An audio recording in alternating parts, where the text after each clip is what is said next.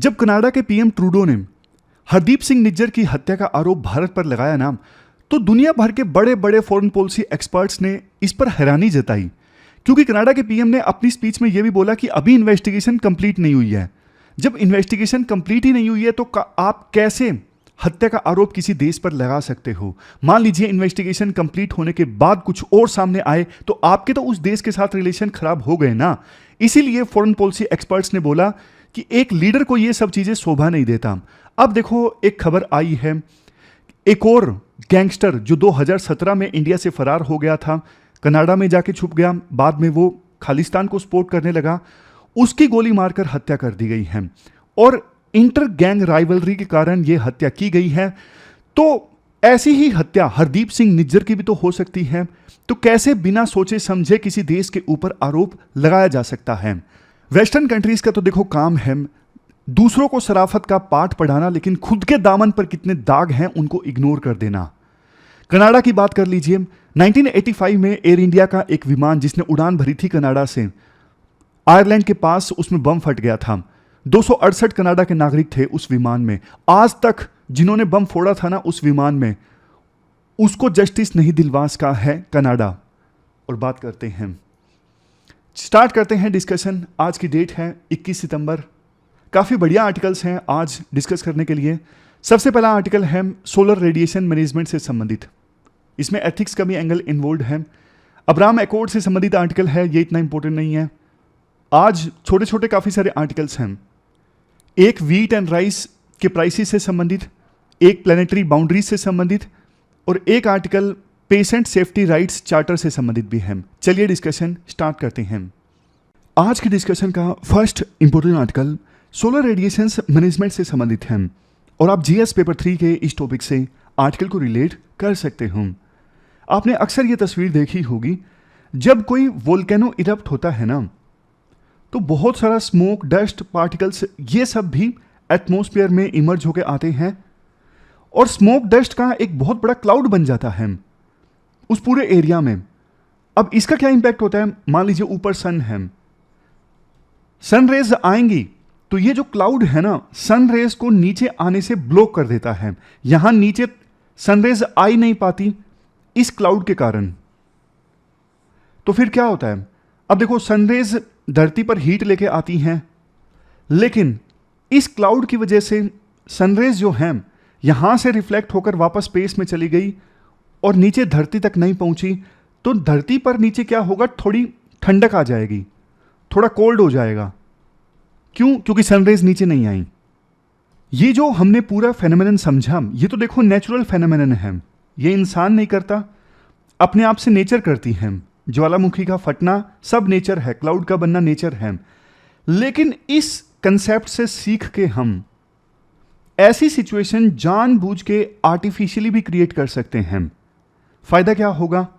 जैसे देखो, अभी क्लाइमेट चेंज हो रहा है हमारे देश में। अगस्त का जो महीना है, ये पिछले 100 सालों में सबसे ज़्यादा रेन डेफिसिट महीना रहा। मतलब पिछले 100 सालों के अगस्त को आप देखोगे तो जितनी कम बारिश इस बार के अगस्त में आई, पिछले 100 सालों के अगस्त में इतनी कम बारिश कभी नहीं आई। तो क्लाइमेट चेंज तो काफ़ी तेज़ी से हो रहा है और इसको रोकने के लिए विभिन्न देश प्रयास भी कर रहे हैं, एमिशन को कम करने की कोशिश भी कर रहे हैं, लेकिन रिजल्ट नहीं सामने आ रहा है। तो ना कुछ लोगों का ये आइडिया है, ये जो नेचुरल फेनोमेनन है ना, ऐसा ही फेनोमेनन, ऐसी ही टेक्निक हम आर्टिफिशियली यूज करते हैं। जैसे कि जानबूझ के एटमॉस्फेयर में सल्फेट एरोसोल, ये नोट कर लीजिए आप, सल्फेट एरोसोल और दूसरा कैल्शियम कार्बोनेट, इनके पार्टिकल्स एटमॉस्फेयर में छोड़ देंगे। ये उतने हार्मफुल नहीं है जितना स्मोक, डस्ट वो सब होते हैं। सल्फेट एरोसोल और कैल्शियम कार्बोनेट, इनके पार्टिकल्स को एटमॉस्फेयर में अगर छोड़ दिया जाएगा ना, तो ये भी एक क्लाउड की शक्ल ले लेंगे, आर्टिफिशियल क्लाउड। अब पूरे एरिया में क्लाउड बन जाएगा। पूरे एरिया में क्लाउड बन गया, सनरेज आई तो वो पहुंच ही नहीं पाई हैं नीचे जमीन तक, वो क्लाउड की वजह से वापस स्पेस में रिफ्लेक्ट हो गई। सनरेज जमीन तक पहुंची नहीं, इस वजह से धरती रिलेटिवली ठंडी रहेगी और क्लाइमेट चेंज की वजह से अर्थ का जो एवरेज टेम्परेचर इंक्रीज हो रहा है ना, वो कुछ समय के लिए तो कम से कम ज़्यादा इंक्रीज नहीं होगा। आप बोलोगे सर ये कोई परमानेंट सॉल्यूशन थोड़ी ना हुआ, मतलब क्लाउड को आप कितने समय तक रख लोगे? बात देखो सही है आपकी, परमानेंट सॉल्यूशन नहीं है, तो सिर्फ टेम्परेरी सॉल्यूशन है। परमानेंट सॉल्यूशन तो यही है कि एमिशंस को कट करना। इसी वजह से ना ये जो टेक्निक है ना, ये पूरी टेक्निक मैंने आपको बताई, इसका नाम है solar radiation management, SRM, solar radiation management. अब इस टेक्निक के ना कुछ अनइंटेंडेड कंसिक्वेंसेस भी निकल के आ सकते हैं। मान लीजिए एक देश के द्वारा ये टेक्निक इस्तेमाल की जाती है, अब उस देश के द्वारा इस टेक्निक को इस्तेमाल करने की वजह से मान लीजिए ज़्यादा बारिश आ जाती है अफ्रीका के केप ऑफ हॉर्न कंट्रीज़ में, इन कंट्रीज़ में। अब यहाँ पे ज़्यादा बारिश आ जाती है, इस वजह से हमारे देश में लोकस्ट ज़्यादा आएगा, यानी वो कीड़े मकोड़े जो माइग्रेट करके आते हैं पाकिस्तान में, इंडिया में, वो ज़्यादा आएंगे, वो फसलों को ज़्यादा नुकसान पहुँचाएंगे। ये तस्वीर देख लीजिए जिसकी बात चल रही है। केप ऑफ हॉर्न कंट्रीज जैसे देखो सोमालिया, अरिट्रिया, इथोपिया, इन देशों में बारिश आती है ना, तो ये लोकस्ट लाखों करोड़ों की तादाद में इंडिया, पाकिस्तान और आसपास के एरिया में आ जाते हैं और फसलों को बहुत ज़्यादा नुकसान पहुंचाते हैं। कहने का मतलब ये हुआ, ये सोलर रेडिएशन मैनेजमेंट टेक्निक का अगर इस्तेमाल किया जाता है किसी देश के द्वारा, तो उसका नेगेटिव इंपैक्ट किसी दूसरे देश पर पड़ सकता है। तो क्वेश्चन ये उठता है, जिस देश के द्वारा इस SRM टेक्निक का इस्तेमाल किया गया, अगर उसका नेगेटिव इंपैक्ट किसी दूसरे देश पर पड़ा, तो क्या पहले वाला देश कंपनसेशन देगा? अभी तक देखो इसका कोई प्रोविजन नहीं है। इसीलिए ना हाल ही में क्लाइमेट ओवरशूट कमीशन की एक रिपोर्ट आई पिछले हफ्ते। इसमें बोला गया कि पहले भैया थोड़ी ज़्यादा साइंटिफिक रिसर्च कर लो, इससे पहले कि कोई देश सोलर रेडिएशन मैनेजमेंट टेक्निक का इस्तेमाल करे अर्थ के टेम्परेचर को थोड़ा कम करने के लिए। बिना प्रॉपर रिसर्च के इस टेक्निक को इस्तेमाल करना बहुत ज़्यादा हार्मफुल साबित हो सकता है। कुछ लोग तो ये भी बोल रहे हैं कि इसे इस्तेमाल करना ही नहीं चाहिए। क्यों नहीं करना चाहिए? एक बार अगर इसको इस्तेमाल करना स्टार्ट कर दिया ना मानव जात के द्वारा, तो फिर ना जो फोकस है एमिशन कम करने के ऊपर, वो फोकस हट जाएगा। फिर विभिन्न देश बोलने लगेंगे, अरे यार इस SRM से काम तो चल रहा है, चला लो ना, क्यों ही एमिशन को कम करना। जबकि देखो फंडामेंटल सॉल्यूशन, रूट काज जो है वो तो यही है ना, एमिशन बढ़ रहा है। अगर एमिशन को जब तक कम नहीं किया गया तो रूट काज एड्रेस नहीं होगा प्रॉब्लम का, मतलब जड़ से समस्या खत्म नहीं होगी। लास्ट में कंक्लूजन में यही कहा जाता है कि देखो क्लाइमेट चेंज की समस्या बहुत बड़ी है, ये बात सच है, बट जब इंसान के हाथ में थोड़ा बेटर सॉल्यूशन है कि एमिशन को कट करना, और इसके लिए चाहिए विल पावर, तो क्यों ना पहले बेटर सॉल्यूशन पे ही ज़्यादा फोकस किया जाए, बजाय नेचुरल वेदर के साथ छेड़छाड़ करना, नेचर के साथ छेड़छाड़ करना। इसके तो बहुत ही ज़्यादा अनइंटेंडेड कंसिक्वेंसेस निकल के आ सकते हैं, जिससे और ज़्यादा नुकसान हो सकता है। वैसे आप बताइए, आपकी क्या राय है? क्या हमें एमिशंस को कट करना चाहिए या फिर सोलर रेडिएशन मैनेजमेंट जैसी टेक्निक्स का इस्तेमाल करना चाहिए अर्थ के एवरेज टेम्परेचर को कम करने के लिए? तो आप कमेंट बॉक्स में अपनी ओपिनियन बताइए, आपको क्या लगता है क्या होना चाहिए। इसी आर्टिकल के आधार पर एक क्वेश्चन का आंसर आपको देना है। मेंस का क्वेश्चन है जियो इंजीनियरिंग से संबंधित। आप बोलोगे सर जियो इंजीनियरिंग क्या है? हमने तो आर्टिकल में सोलर रेज मैनेजमेंट डिस्कस किया है। जो ये सोलर रेज मैनेजमेंट है ना, वो एक एग्जाम्पल है जियो इंजीनियरिंग का। जियो इंजीनियरिंग का मतलब होता है अर्थ का जो क्लाइमेट सिस्टम है ना, अर्थ के क्लाइमेट सिस्टम में जानबूझ के इंटरवेंशन करना, इस उद्देश्य के साथ कि क्लाइमेट चेंज का जो नेगेटिव इंपैक्ट है उसे कम किया जा सके।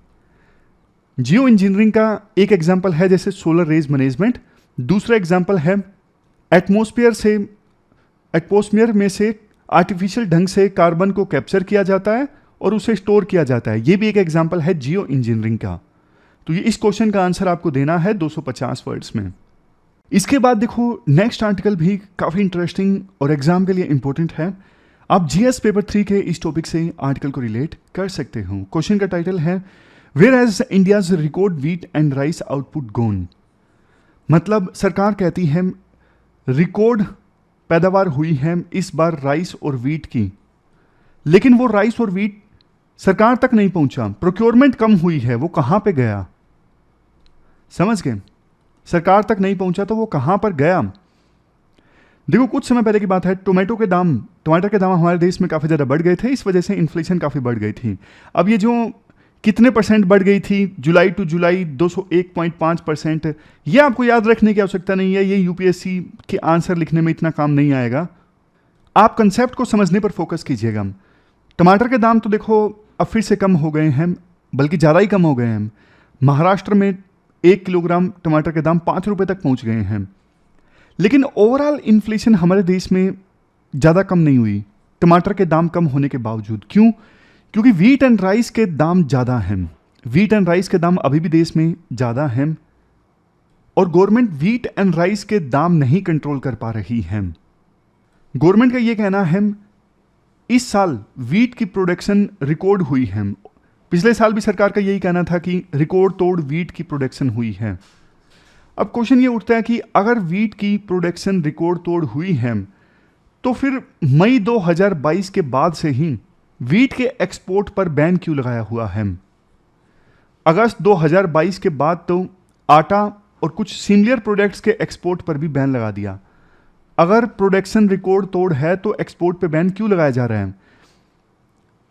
इसी साल जून के बाद से traders, millers, wholesaler, retail chains के ऊपर बैन लग गया कि आप 3000 टन वीट से ज़्यादा होल्ड नहीं कर सकते। छोटे रिटेलर्स और दुकानदार जो हैं उनके ऊपर भी बैन लग गया कि आप 10 टन वीट से ज़्यादा नहीं रख सकते। ये देखो हैरानी की बात है, ये सारे एक्शंस लेने के बावजूद भी सरकार ने जो टारगेट रखा था ना कि इस बार रबी के सीजन में हम 34 मिलियन टन वीट प्रोक्योर करेंगे, सरकार ने वीट प्रोक्योर किया सिर्फ 26 मिलियन टन, यानी टारगेट से काफ़ी कम। और पिछले साल तो ये जो गैप है और भी ज़्यादा बड़ा था। पिछले साल सरकार ने टारगेट रखा था हम 43.3 मिलियन टन वीट प्रोक्योर करेंगे और सरकार कर पाई वीट प्रोक्योर सिर्फ 18.8 मिलियन टन। इतने ड्रास्टिक स्टेप सरकार ने लिए, एक्सपोर्ट पर पूरी तरह से बैन लगा दिया, बावजूद इसके सरकार के पास में वीट नहीं आया और इन्फ्लेशन भी कम होने का नाम नहीं ले रही है। अभी देखो सिचुएशन ये है, वीट और राइस के दाम ना मार्केट में एमएसपी से ज़्यादा हैं। तो एक सॉल्यूशन सरकार के पास ये है कि सरकार ना मार्केट में खुले में जो वीट मिल रहा है ना वो प्रोक्योर कर ले। बट देखो सरकार अगर ऐसा करेगी तो सरकार को भारी नुकसान होगा। मतलब किसानों से तो एमएसपी पे सरकार वीट प्रोक्योर करती है ना, लेकिन इससे भी ज़्यादा दाम पर अगर सरकार मार्केट से वीट को परचेज करती है और बाद में उसी वीट को स्कीम्स के थ्रू जनता में बांट देती है, जैसे 1 रुपये में 5 किलोग्राम आपको वीट मिलेगा, 2 रुपये में 5 किलोग्राम राइस मिलेगा, तो सरकार को भारी नुकसान होगा। क्योंकि एमएसपी से भी ज़्यादा रेट पर सरकार ने मार्केट से वीट को प्रोड्यूस किया या राइस को प्रोक्योर किया। अब ये एक सॉल्यूशन है। दूसरा सॉल्यूशन क्या हो सकता है? दूसरा सॉल्यूशन देखो ये हो सकता है जो सरकार ने इंप्लीमेंट भी किया। अभी मार्केट में वीट के दाम जो बढ़े हुए हैं ना, वीट एंड राइस के, सरकार के पास में एफसीआई के पास काफ़ी वीट एंड राइस पड़ा है, तो वहाँ से कुछ वीट एंड राइस एफसीआई के गोडाउन से निकाल के मार्केट में रिलीज़ कर दिया। रिलीज़ कर दिया तो मतलब मार्केट में वीट एंड राइस की जो मात्रा है, सप्लाई है, वो बढ़ गई। सप्लाई बढ़ गई, डिमांड उतनी ही है, तो इसका रिजल्ट क्या निकलेगा? मार्केट में जो वीट एंड राइस है ना उसके दाम कम हो जाएंगे। समझ गए? सरकार ने जानबूझ के सप्लाई इंक्रीज कर दी, एफसीआई के गोडाउन से वीट एंड राइस मार्केट में रिलीज कर दिया ताकि मार्केट में इनफ क्वांटिटी अवेलेबल हो वीट एंड राइस की, और इसका इंपैक्ट ये हुआ वीट एंड राइस के जो दाम है मार्केट में वो कम हो गए। अब राइटर कहते हैं देखो ये जो सॉल्यूशन सरकार ने अपनाया है ना ये किसानों के लिए हार्मफुल है। किसानों के लिए हार्मफुल इसलिए है क्योंकि मार्केट में वीट एंड राइस के ज़्यादा दाम थे एमएसपी से, तो किसान अपने वीट एंड राइस को, अपनी फसल को ज़्यादा रुपए में बेच पा रहे थे, एमएसपी से ज़्यादा प्राइस पे बेच पा रहे थे। बट अब सरकार ने जानबूझ के वीट एंड राइस की सप्लाई मार्केट में इंक्रीज कर दी, जो उनके पास स्टॉक था वो मार्केट में रिलीज करके, तो वीट एंड राइस के दाम कम हो गए, तो किसानों को जो पहले ज़्यादा दाम मिल रहे थे अब कम दाम मिलेंगे। तो ये जो सॉल्यूशन है वो सही नहीं है राइटर के अनुसार। इसके बाद नेक्स्ट पॉइंट राइटर कहते हैं एक और हैरानी वाली बात सामने आई। हैरानी वाली बात सामने आई कि देश से एक्सपोर्ट काफ़ी हुआ है व्हीट एंड राइस का, और एमएसपी से भी कम प्राइस पर एक्सपोर्ट हुआ है।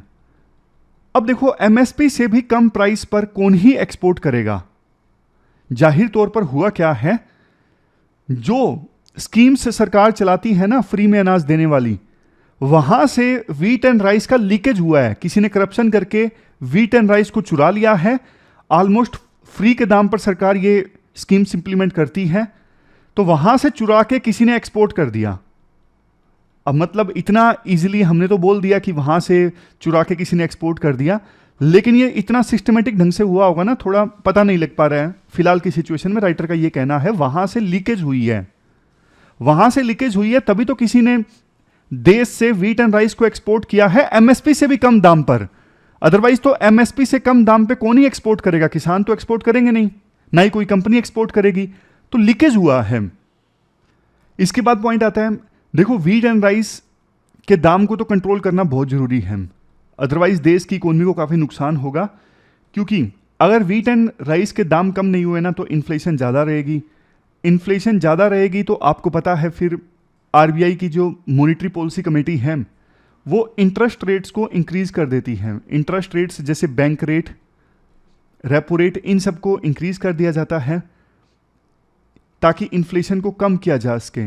लेकिन आरबीआई जब इंटरेस्ट रेट्स को इंक्रीज करेगी ना, तो फिर इससे जनता के पास में पैसा उपलब्ध नहीं होगा, बैंकों के पास पैसा कम उपलब्ध होगा लोन देने के लिए, तो इससे इकोनॉमिक रिकवरी पर असर पड़ता है। तो क्या सॉल्यूशन अपनाया जाना चाहिए? राइटर तो इसका सॉल्यूशन सजेस्ट ये करते हैं कि आप आज के समय में फौरन से व्हीट एंड राइस को एक्सपोर्ट कर लो। विदेशों में व्हीट आज भी रिलेटिवली कम दाम पर उपलब्ध है, एमएसपी से कम दाम पर, तो इसे आप इंपोर्ट कर सकते हो। इससे पहले 2016-17 में भी उस समय लग रहा था कि व्हीट की कमी होगी देश में, तो व्हीट को इंपोर्ट किया गया था जब रामविलास पासवान उस समय फूड मिनिस्टर थे। तो अभी एक बार फिर से यही पॉलिसी अपनाई जा सकती है। किसानों की अर्निंग को कम करने से कोई फायदा नहीं होगा, किसानों की अर्निंग बल्कि बढ़ती है। मतलब सरकार ने जानबूझ के रिलीज किया था ना मार्केट में व्हीट एंड राइस, ताकि मार्केट में व्हीट एंड राइस के दाम कम किए जा सकें। तो इससे किसानों की अर्निंग कम हो रही है। किसानों की अर्निंग बढ़ती है तो बल्कि उनका कंजम्पशन लेवल इंक्रीज होगा, वो ज़्यादा पैसे खर्च करेंगे। ज़्यादा पैसे खर्च करेंगे तो इकोनॉमी में डिमांड इंक्रीज होगी, इकोनॉमी की ग्रोथ रेट ज़्यादा होगी। इसलिए सरकार को बेटर सॉल्यूशन अपनाना चाहिए, जो कि ये है इंटरनेशनल मार्केट से व्हीट एंड राइस को इंपोर्ट करना फिलहाल की सिचुएशन में। हालांकि ये थोड़ा एम्बेरसिंग हो सकता है इलेक्शन ईयर में कि सरकार को व्हीट एंड राइस इंपोर्ट करना पड़ रहा है, बट देखो वाइज सॉल्यूशन यही है, अभी इसी को अपनाना यही इकोनॉमी के लिए बेटर सॉल्यूशन है। क्वेश्चन भी देख लीजिए यूपीएससी कैसा पूछ सकती है। 2008 में ये पूछा था GDP per capita 37,000, rice wheat की प्रोडक्शन इतनी इतनी, इनमें से कौन कौन सा पेयर सही है, कौन सा गलत है। आज के समय में ये आंकड़े उतने रेलेवेंट नहीं है, क्योंकि 15 साल बाद हमारी जीडीपी पर कैपिटा भी बढ़ गई है, राइस और व्हीट की प्रोडक्शन भी बढ़ गई है, तो ये आंकड़े उतने रेलेवेंट नहीं है, तो ये क्वेश्चन सोल्व करने का कोई फायदा नहीं है। ये क्वेश्चन आप सोल्व कीजिए, अच्छा क्वेश्चन है ये भी। 1995 में पूछा था यूपीएससी ने, कौन सी क्रॉप्स इनमें से ऐसी हैं प्रोडक्शन के बावजूद जिसका इंटरनेशनल ट्रेड कम है। तो इसमें थोड़ा सा आपको दिमाग लगाना पड़ेगा, कौन सी क्रॉप ऐसी है कि प्रोडक्शन ज़्यादा होने के बावजूद भी उसका इंटरनेशनल ट्रेड जो है रिलेटिवली कम है। 2017 में यूपीएससी ने मेंस का ये क्वेश्चन पूछा था, ये आपको लिखना है। 2017 में यूपीएससी ने पूछा था राइस और व्हीट की यील्ड कम हो रही है, क्या मेजर रीजंस हैं? पर हेक्टेयर जो पैदावार है वो कम हो रही है, इसके क्या रीजंस हैं? आंसर दीजिएगा जरूर। इसके बाद देखो एक आर्टिकल अब्राहम एकॉर्ड से संबंधित है। नाओर गिलोन ने यह आर्टिकल लिखा है, ये भारत में इजराइल के एम्बेसडर हैं। बहुत ज़बरदस्त आर्टिकल नहीं है, मतलब ये अब्राहम एकॉर्ड की तारीफ कर रहे हैं। 2020 में ना अब्राहम एकॉर्ड साइन हुआ था इजराइल, यूएई और बहरीन के बीच में। यूएसए ने जोर लगा के ये एग्रीमेंट साइन करवाया था। इस एकॉर्ड के अंतर्गत यूएई और बहरीन ने ना इजराइल के साथ अपने रिश्तों को नॉर्मलाइज कर लिया था। इससे पहले यूएई और बहरीन के इजराइल के साथ डिप्लोमेटिक रिलेशंस नहीं थे, क्योंकि बाकी अरब कंट्रीज की तरह यूएई और बहरीन को भी लगता था कि पैलेस्टीन की ज़मीन पर कब्जा किया है इजराइल ने, Israel as a country exist ही नहीं करना चाहिए। लेकिन समय चेंज हुआ, इजराइल की इकोनॉमी काफ़ी ग्रो की, यूएई भी काफ़ी आगे बढ़ गया, तो यूएसए के कहने पर यूएई और बहरीन ने इजराइल के साथ अपने रिश्तों को नॉर्मल कर लिया। अब नॉर्मल कर लिया अब्राहम अकॉर्ड के अंतर्गत, तो इससे क्या फ़ायदा हुआ वो बता रहे हैं भारत में इजराइल के जो एम्बेसडर हैं। वो कहते हैं अब्राहम अकॉर्ड साइन होने के बाद यूएई और इजराइल के बीच फ्लाइट्स चलने लगी फ्लाइट्स, और लोगों का आवागमन होने लगा। कल्चरली जो इंटरेक्शन है वो बढ़ गया, टूरिज्म काफ़ी बढ़ गया इन देशों के बीच आपस में, इकोनॉमी के बीच में इंटीग्रेशन ज़्यादा होने लगा पहले के अपेक्षाकृत। इससे इंडिया को भी फ़ायदा हुआ। अब चूंकि देखो भारत में इजराइल के एम्बेसडर हैं, तो जाहिर तौर पे भारत का एंगल लाने लगेंगे। वो बोलते हैं कि अब इंडिया के बहुत सारे लोग गल्फ़ में जाते हैं, उनको भी गल्फ़ में जाना और वापस आना आसान हो गया है इस रीज़न के कारण, क्योंकि यूएई और इजराइल के बीच में भी अब फ्लाइट्स चलने लगी हैं। तो इंडिया के यूथ के पास, इंडिया के लोगों के पास जो गल्फ़ में जाते हैं, गल्फ़ से आते हैं, उनके पास ज़्यादा ऑप्शंस हैं। फिर एक पॉइंट ये भी है, राइटर कहते हैं, चूंकि देखो इंडिया यूएई का भी दोस्त है, इजराइल का भी दोस्त है, दोनों के बीच में अब रिश्ते इंप्रूव हो गए, तो इससे इंडिया को भी फ़ायदा होगा। जैसे एग्जाम्पल के तौर पर एक ग्रुप है जो हाल ही में बना, I2U2। I2 मतलब इंडिया और इजराइल, U2 मतलब यूएई और यूएसए। ये ग्रुप शायद ना बनता अगर अब्राहम अकॉर्ड साइन ना हुआ होता इजराइल और यूएई के बीच में। फिर राइटर कहते हैं वेस्ट एशिया में और ज़्यादा इंटीग्रेशन हो गया है। जैसे जॉर्डन के साथ रिश्ते ऑलरेडी अच्छे थे, तो हाल ही में एक एग्रीमेंट साइन हुआ कि इजराइल जो है सोलर एनर्जी इंपोर्ट करेगा 600 मेगावाट जॉर्डन के एक सोलर फील्ड से, बदले में जॉर्डन को Israel 200 million cubic metre water देगा डीसैलिनाइजेशन प्लांट से। तो ये चीज़ें हमारे लिए इंपॉर्टेंट नहीं है, इनके बीच में क्या एग्रीमेंट साइन हुआ है, इसलिए मैं बता रहा हूँ लिमिटेड चीज़ें इंपॉर्टेंट हैं। इसमें राइटर कुल मिला के देखो अब्राहम अकॉर्ड की तारीफ कर रहे हैं, इस अकॉर्ड से किस प्रकार से फ़ायदे हुए हैं, और चूंकि वो इंडिया में इजराइल के एम्बेसडर हैं, तो कहीं ना कहीं से इंडिया का लिंक ला रहे हैं कि इंडिया भी हमारा पार्टनर है, और इंडिया के जो इंटरेस्ट हैं वो हमारे इंटरेस्ट से मैच होते हैं।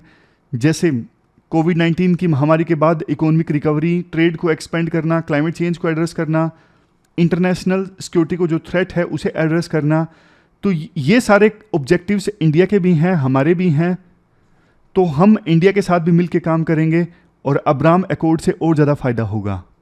तो ये पूरा आर्टिकल था। अब इसके बाद देखो नेक्स्ट जो आर्टिकल है ना, वो प्लेनेटरी बाउंड्रीज से संबंधित है। आप जीएस पेपर 3 के इस टॉपिक से आर्टिकल को रिलेट कर सकते हो। प्लेनेटरी बाउंड्रीज का कंसेप्ट सिंपल है, मतलब लक्ष्मण रेखा जैसा कंसेप्ट है। मतलब आप इससे ज़्यादा आपने प्लेनेट को नुकसान पहुंचाया ना, तो प्लेनेट रहने लायक नहीं रहेगा। ये सिंपल मतलब है प्लेनेटरी बाउंड्रीज का। 2009 में ना 28 जो फेमस इंटरनेशनल रिसर्चर्स थे, उन्होंने इन 9 प्लेनेटरी बाउंड्रीज को आइडेंटिफाई किया और ये कहा कि 9 जो ये अलग अलग एरियाज है ना, जैसे क्लाइमेट चेंज कितना हुआ है, फ्रेश वाटर चेंज कितना हुआ है, ओजोन लेयर कितनी डिप्लीट हुई है, ओशियन का कितना एसिडिफिकेशन हुआ है, लैंड सिस्टम में कितना बदलाव आया है, इस प्रकार से 9 बाउंड्रीज उन्होंने आइडेंटिफाई की थी। मैं आपको नाम भी बता देता हूँ: climate change, change in biosphere integrity, stratospheric ozone depletion, ocean acidification, biogeochemical flows, land change system, fresh water use, atmospheric aerosol loading, और सबसे लास्ट में इंट्रोडक्शन ऑफ नोवल एंटिटीज। तो राइटर ने हर एक बाउंड्री की लिमिट बताया था, मतलब क्लाइमेट चेंज इतना हो सकता है, इससे ज़्यादा नहीं होना चाहिए। बायोस्फीयर की इंटीग्रिटी इतनी चेंज हो सकती है, इससे ज़्यादा चेंज हुई तो प्लेनेट रहने लायक नहीं रहेगा। ऐसा ऐसा करके उन्होंने ना 9 की 9 प्लेनेटरी बाउंड्रीज को डिटेल से बताया गया था उनके द्वारा 2009 में। यानी ये लक्ष्मण रेखा है अलग अलग एरियाज में, अगर ये लक्ष्मण रेखा ब्रीच हुई ना, तो फिर हमारा प्लेनेट रहने लायक नहीं रहेगा। अब जो रिपोर्ट सामने आई है उसके अनुसार 9 में से 6 जो प्लेनेटरी बाउंड्रीज है ना वो ब्रीच हो चुकी हैं। कैसे, मैं आपको एग्जांपल की सहायता से बताता हूं। सबसे पहला प्लेनेटरी बाउंड्री देखिए क्लाइमेट चेंज की। एक लिमिट रखी गई थी 350 पार्ट्स पर मिलियन।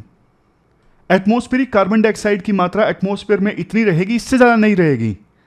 लेकिन ये लिमिट क्रॉस हो चुकी है। आज के समय में एटमॉस्फेरिक कार्बन डाइऑक्साइड की मात्रा जो है वो 417 ppm को पार कर चुकी है।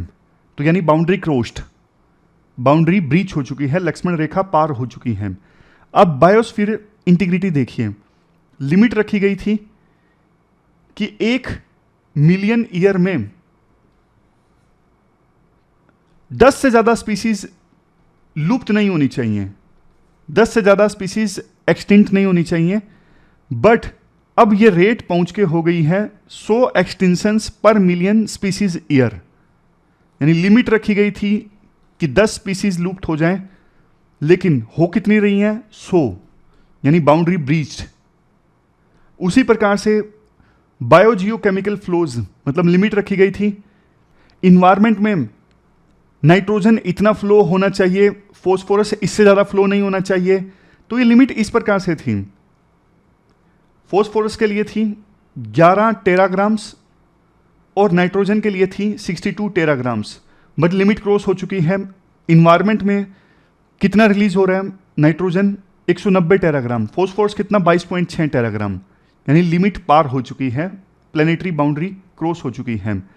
नोवल एंटिटीज देखिए, नोवल एंटिटीज जैसे देखो माइक्रोप्लास्टिक है, माइक्रोप्लास्टिक इंडोक्राइन डिसरप्टर्स हैं, मतलब वो केमिकल्स जिससे ह्यूमन बींग्स का जो इंडोक्राइन सिस्टम है ना वो डिसरप्ट हो जाता है। इंडोक्राइन सिस्टम डिसरप्ट होने की वजह से हार्मोन्स का रेगुलेशन अच्छे से नहीं हो पाता, ऑर्गेनिक पोल्यूटेंट्स की मात्रा भी इंक्रीज हो गई है। तो ये नोवल एंटिटीज वाली जो प्लेनेटरी बाउंड्री है ना वो भी अब सरपास हो चुकी है। कुछ सेफ बाउंड्रीज हैं, जैसे ओजोन डिप्लीशन अभी उतना ज़्यादा नहीं हुआ, लिमिट में है। एरोसोल लोडिंग ज़्यादा नहीं हुआ। ओशन की जो एसिडिफिकेशन होती है, मतलब ओशन के वाटर का जो पीएच कम हो जाता है, वो अभी उतना ज़्यादा नहीं हुआ, मतलब ये लिमिट में है। तो ये 2-3 चीज़ें लिमिट में हैं। 6 प्लेनेटरी बाउंड्रीज पार हो चुकी हैं। समझ गए? अब कुछ सॉल्यूशंस बताए जाते हैं। अब चूंकि देखो साइंटिस्ट ने ये बोला था कि अगर ये प्लेनेटरी बाउंड्रीज को ब्रीच किया जाता है तो हमारा जो प्लेनेट है वो रहने लायक नहीं रहेगा। तो इस चीज़ को एड्रेस करने के लिए क्या होना चाहिए? सर्कुलर इकोनॉमी को अपनाया जाए। सर्कुलर इकोनॉमी का कंसेप्ट आप सबको पता है। सर्कुलर इकोनॉमी में रीयूज, रिपेयर, इन सब चीज़ों पे फोकस किया जाता है। इसके अलावा स्ट्रिक्ट रेगुलेशन किए जाएं वेस्ट डिस्पोजल पे, रिसाइकलिंग को प्रमोट किया जाए, पोल्यूशन को कम किया जाए, कम्युनिटीज़ को एम्पावर किया जाए ताकि वो सस्टेनेबल प्रैक्टिसेस को अडोप्ट करें, वेस्ट कम से कम करें। इन्वायरमेंट के प्रति जनता की रिस्पॉन्सिबिलिटी आनी चाहिए। क्लाइमेट मिटिगेशन स्ट्रेटजीज अपनाई जाएं ताकि एमिशंस कम हो। नॉर्मल से पॉइंट्स हैं, ऐसे पॉइंट्स हैं जो आप भी लिख सकते हो। ये देखो, जीरो एमिशन टेक्नोलॉजीज अपनाई जाएं। तो ये प्लेनेटरी बाउंड्रीज का कंसेप्ट हमने समझा, इस पर यूपीएससी क्वेश्चन पूछ सकती है। अब लास्ट में पेशेंट सेफ्टी राइट्स चार्टर से संबंधित है। डब्ल्यूएचओ के द्वारा ये चार्टर रिलीज किया गया है, पेशेंट सेफ्टी राइट्स चार्टर। आप जीएस पेपर 2 के इस टॉपिक से आर्टिकल को रिलेट कर सकते हो। डब्ल्यूएचओ के द्वारा रिलीज किया गया है अपने आप में पहला पेशेंट सेफ्टी राइट्स चार्टर। इलाज के दौरान ना काफ़ी बार पेशेंट्स को नुकसान पहुंच जाता है, तो पेशेंट सेफ्टी का मतलब ये है इलाज के दौरान जो अनइंटेंडेड, मतलब जानबूझ के नहीं, अनएक्सपेक्टेड ढंग से जो पेशेंट्स को नुकसान पहुंच जाता है उसे कैसे अवॉइड किया जाए, उसे कैसे कम किया जाए। पेशेंट को कैसे नुकसान पहुंच जाता है? जैसे देखो, कई बार गलत दवाई दे दी जाती है, सर्जिकल एरर, गलत ढंग से सर्जरी परफॉर्म कर दी जाती है, डायग्नोस्टिक एरर, डिजीज़ वास्तव में वो नहीं था जिसको सोच के डॉक्टर्स इलाज करना स्टार्ट कर देते हैं, पेशेंट गिर जाता है। देखो, ऐसा नहीं कि पेशेंट को जो नुकसान पहुंचता है उसमें डॉक्टर्स दोषी होते हैं, बात ब्लेम की नहीं है। बहुत बार नुकसान पहुंचता है फॉल्टी इक्विपमेंट्स की वजह से, इक्विपमेंट्स खराब होते हैं, कई बार स्टाफ की कमी होती है, कई बार मेडिकेशन में दिक्कत आ जाती है।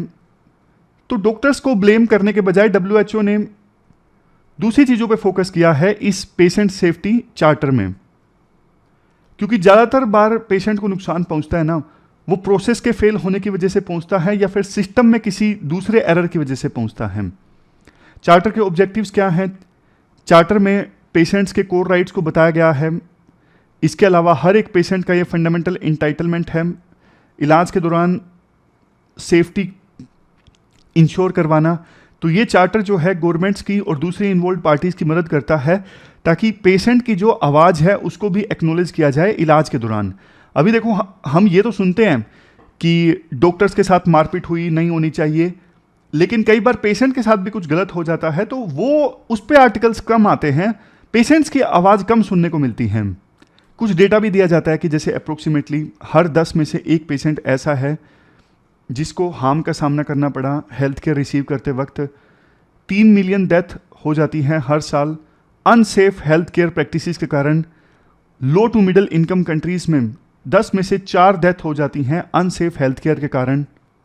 OECD की रिपोर्ट आई जिसमें कहा गया कि पेशेंट सेफ्टी में इन्वेस्ट किया जाता है ना तो हेल्थ केयर आउटकम और ज़्यादा अच्छी होती हैं, कॉस्ट रिडक्शन कम होता है इलाज करवाने में, एफिशिएंसी आती है हेल्थ केयर सिस्टम में, मतलब ज़्यादा अच्छे ढंग से पेशेंट का इलाज हो जाता है और जनता का जो ट्रस्ट है हेल्थ केयर सिस्टम में और ज़्यादा मजबूत होता है। लास्ट में यही बोला जाता है, ये जो पेशेंट सेफ्टी राइट्स चार्टर है ना, ये हाईलाइट करता है कि ब्लेम फोकस्ड अप्रोच के बजाय सिस्टम बेस्ड पर्सपेक्टिव पे ज़्यादा फोकस किया जाए। यानी जिस प्रकार से क्या प्रोसीजर है इलाज का, जो इक्विपमेंट्स हैं बिल्कुल ठीक से काम करें, इस सिस्टम बेस्ड अप्रोच पे ज़्यादा फोकस किया जाए पेशेंट्स की सेफ्टी कंसर्न्स को एड्रेस करने के लिए। तो ये पूरा आर्टिकल हमने डिस्कस किया। ये थी हमारी आज की डिस्कशन। फिलहाल इस डिस्कशन में इतना ही है। Thank you very much for discussion.